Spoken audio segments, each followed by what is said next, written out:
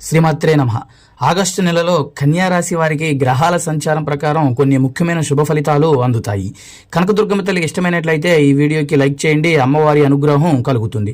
అలాగే శని ప్రభావం వల్ల ఈ రాశి వారికి కొంత శ్రమ క్రమశిక్షణ కూడా అవసరం అవుతాయి.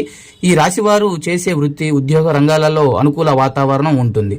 ఆఫీసులో మీ పనితీరుకు గుర్తింపు లభిస్తుంది. అలాగే అదనపు పెట్టుబడుల విషయంలో సొంత నిర్ణయాలు మేలు చేస్తాయి. రావాల్సిన పాత బాకీలు లేదా డబ్బు చేతికి అందుతుంది.